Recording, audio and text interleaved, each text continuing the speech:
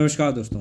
आज एक economic update के बारे में बात करेंगे और ऑनेस्टली कहूँ तो ये एक काफ़ी कंसर्निंग टॉपिक भी है। तो लेटेस्ट आईएमएफ एस्टिमेट्स के अकॉर्डिंग इंडिया अब वर्ल्ड की 6th लार्जेस्ट इकोनॉमी बन गई है, क्योंकि यूनाइटेड किंगडम ने फिर से इंडिया को ओवरटेक कर लिया है यहाँ पे। अब सवाल ये है, ऐसा क्यों हुआ?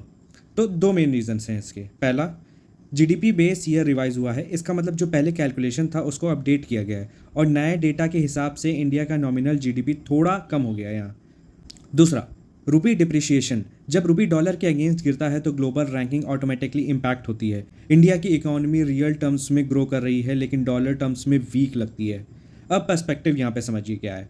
इंडिया की इकोनॉमी अभी भी फास्ट ग्रोइंग है और प्रोजेक्शंस हैं कि जल्दी ही 4 ट्रिलियन क्रॉस करेगी फिर से। लेकिन ग्लोबल रैंकिंग सिर्फ ग्रोथ से नहीं, करेंसी स्ट्रेंथ और डेटा कैलकुलेशन से भी डिसाइड होती है।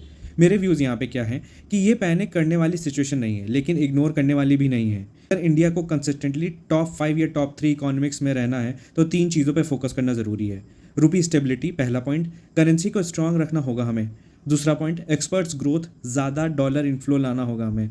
और तीसरा, मैन्युफैक्चरिंग बूस्ट करना होगा, मेक इन इंडिया को एक्चुअल स्केल पे ले जाना होगा। रियलिटी ये है, इंडिया की इकोनॉमी स्ट्रांग है लेकिन ग्लोबली रैंकिंग एक रिमाइंडर है कि गेम अब सिर्फ ग्रोथ का नहीं है, ग्लोबल कॉम्पिटिटिवनेस का भी है। आप क्या सोचते हो, क्या ये टेम्परेरी टिप है या वार्निंग साइन? कमेंट सेक्शन में ज़रूर बताइएगा और वीडियो पसंद आया हो तो लाइक शेयर एंड सब्सक्राइब करना ना भूलिएगा। जय हिंद।